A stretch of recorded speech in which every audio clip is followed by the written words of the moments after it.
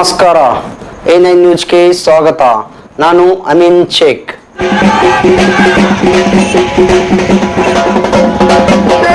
ಕೇಂದ್ರದಲ್ಲಿ ಗೃಹ ಮಂತ್ರಿಯಾಗಿ ಕೆಲಸ ಮಾಡ್ತಿದ್ದೀರಿ, ನಿಮ್ಗೆ ನಾಚಿ ಬರಬೇಕು.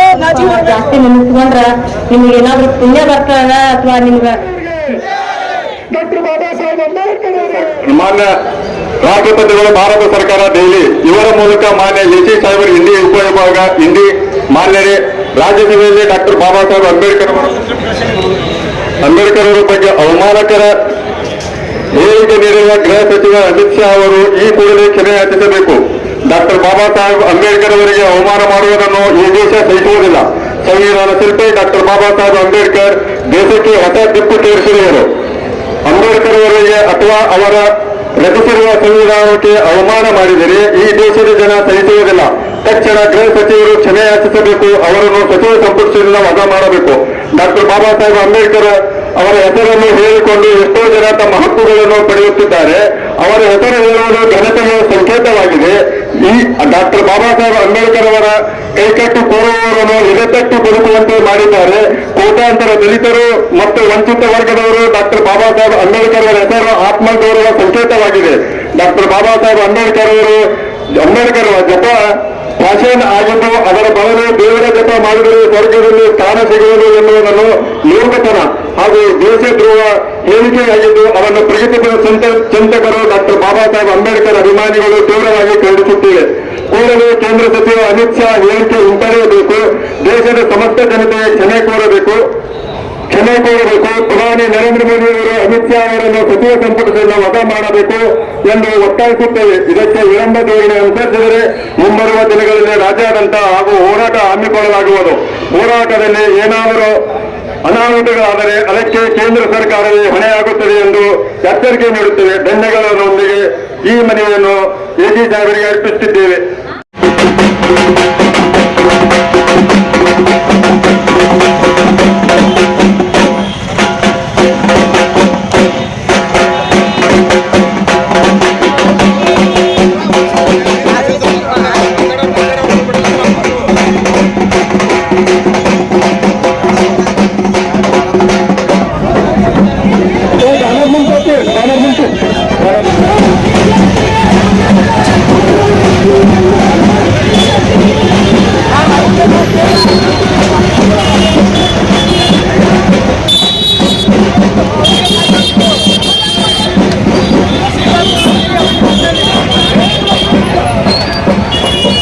ಅಂಬೇಡ್ಕರ್ ಅವರಿಗೆ, ಡಾಕ್ಟರ್ ಬಾಬಾ ಸಾಹೇಬ್ ಅಂಬೇಡ್ಕರ್ ಅವರಿಗೆ ಜೈ ಜೈ ಜೈ ಜೈ ಜೈ ಭೀಮ್, ಜೈ ಜೈ ಜೈ ಜೈ ಜೈ ಭೀಮ್.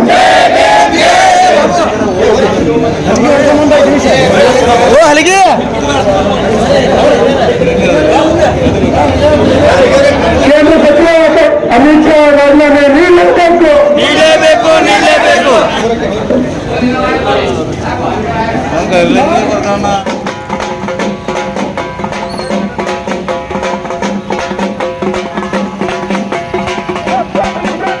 ಅಂಬೇಡ್ಕರ್ ಅವರಿಗೆ, ಡಾಕ್ಟರ್ ಬಾಬಾ ಸಾಹೇಬ್ ಅಂಬೇಡ್ಕರ್ ಅವರಿಗೆ.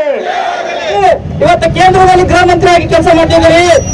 ಯಾಕಂದ್ರ ಇವತ್ತೇನೇ ಮಾತಾಡಿದ್ರ ನೀವು ಇವತ್ತೇನು ಮೋದಿ ಅವರು ಅದಾರ, ಇವತ್ತವರು ಎಲ್ಲ ದೇಶದಲ್ಲಿ ಚಾ ಮಾಡ್ತಿದ್ರು, ನೀವು ಗುಟ್ಟಿ ವ್ಯಾಪಾರ ಮಾಡ್ತಿದ್ರಿ. ಇದು ಹಿಂದಿನ ನೆಂಪ. ಯಾಕಂದ್ರ ಅಮಿತ್ ಶಾ ಅವ್ರು ಏನಿದ್ರಪ್ಪ ಅಂದ್ರ ಹಿಂದೂ ರೌಡೀಶಕರಿದ್ರು. ಏನೋ ಒಂದು ಕೋಮುವಾದ ಪಕ್ಷದ ಒಂದು ಚಿಕ್ಕಾಣಿ ಹಿಡಿದು ಇವತ್ತ ಏನೋ ದಿಲ್ಲಿ ಒಳಗೆ ಬಂದು ಒಂದು ಗೃಹ ಮಂತ್ರಿ ಆಗಿದ್ದೀರಿ. ಅದಕ್ಕೆ ನೀವು ಬಹಳ ಸೂಕ್ಷ್ಮದಿರ್ಬೇಕು. ನಿಮ್ಮ ನಾಲಿಗೆ ಹಿಡಿತದಲ್ಲಿ ಇರಬೇಕು. ಒಂದು ವೇಳೆ ನೀವು ನಾಲಿಗೆ ಏನಾದ್ರೂ ಹರಿಬಿಟ್ರೆ ನಾವು ಮುಂದಿನ ದಿನಮಾನದಲ್ಲಿ ನಿಮ್ಗೆ ಚಾ ಮಾಡ್ಲಿಕ್ಕೆ ಕಳಿಸ್ತೇವೆ, ನಿಮ್ಗೆ ಗುಡ್ರಿ ವ್ಯಾಪಾರ ಮಾಡ್ಲಿಕ್ಕೆ ಕಳಿಸ್ತೇವೆ ಅಂತ ಮಾತು ಇವತ್ತಿನ ಬಂದ್ರೆ ಏನಪ್ಪ ಅಂದ್ರ ಎಲ್ಲ ರಾಜಕೀಯ ಏನಾಗ್ಯದಪ್ಪ ಅಂದ್ರೆ ಬಿಜೆಪಿ ಅವರಿಗೆ ಅದೊಂದು ಚಟ ಆಗ್ಬಿಟ್ಟಲ್ಲ. ಏನಪ್ಪ ಅಂದ್ರೆ ಅಲ್ಪಸಂಖ್ಯಾತರು ಬೈಯೋದು, ದಲಿತರು ಬೈಯೋದು, ಸಂವಿಧಾನ ಬೈಯೋದು, ರಾಜಕೀಯ ಮಾಡೋದು. ನಿಮ್ಗೆ ನಾಚಿ ಬರ್ಬೇಕ್ರಿ.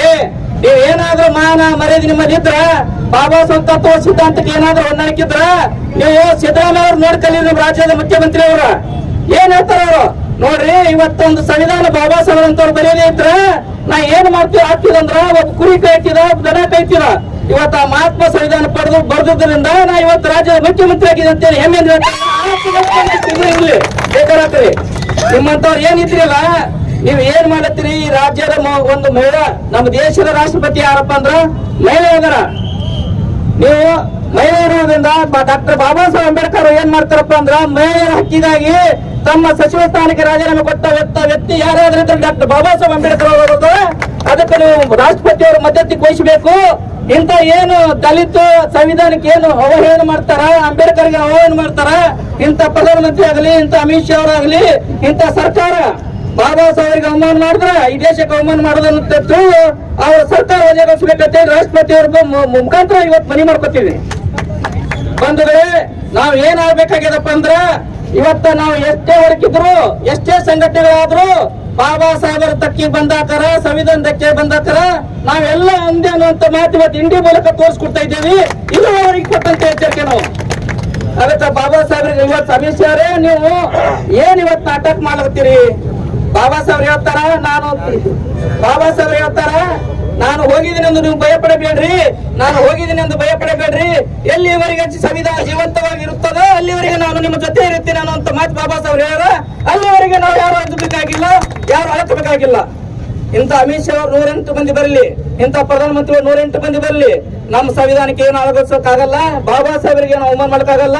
ಯಾಕಂದ್ರೆ ದೇಶದ 144 ಕೋಟಿ ಜನ ಅವರಿಗೆ ಆರಾಧಿಸ್ತಲ್ಲ, ಡಾಕ್ಟರ್ ಬಾಬಾ ಸಾಹೇಬ್ ಅವರಿಗೆ ಆರಾಧಿಸ್ತಲ್ಲ. ಒಂದ್ ಸ್ವಲ್ಪ ಜಾಸ್ತಿ ನೆನೆಸ್ಕೊಂಡ್ರ ನಿಮ್ಗೆ ಏನಾದ್ರೂ ಪುಣ್ಯ ಬರ್ತದ ಅಥವಾ ನಿಮ್ಗ ಸ್ವರ್ಗ ಸಿಗ್ತದ ಅಂತ ಹೇಳ್ಯಾರ.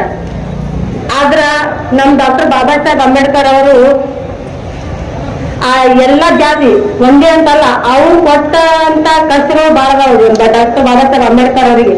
ಆದ್ರ ಅವ್ರು ಹೆಂಗಪ್ಪ ಅಂತಂದ್ರ ಒಂದು ಮೇಣದ ಬತ್ತಿ ದೀಪ ಹಚ್ತೀವಿ, ಅದು ದೀಪ ಎಲ್ಲರಿಗೂ ಬೆಳಕಾಗಿ ಕೊಡ್ತದ, ಅದ್ರ ದೇಹ ಕೊಡ್ತದ. ಹಂಗ ಅವರು ಎಲ್ಲ ಸಮುದಾಯ, ಮಹಿಳೆಯರಿಗೋಸ್ಕರ, ಹಾಗೆ ದಲಿತರಿಗೋಸ್ಕರ, ಹಾಗೆ ಶೋಷಿತ ವರ್ಗಗಳಿಗೋಸ್ಕರ, ಎಲ್ಲರಿಗೋಸ್ಕರನೇ ಅವರು ಸಂವಿಧಾನವನ್ನು ಬರೆದು ಎಲ್ಲರಿಗೂ ಸಮನಾದ ಹಕ್ಕನ್ನು ಕೊಟ್ಟ ಕಿಶಂದ್ರಕ್ಕೆ ಅವರು ಈ ದೇಶದಲ್ಲಿ ಪ್ರತಿಯೊಬ್ಬರಿಗೂ ಈ ತಿರುಗಾಟಕ್ಕೆ ಸ್ವತಂತ್ರವಾಗಿ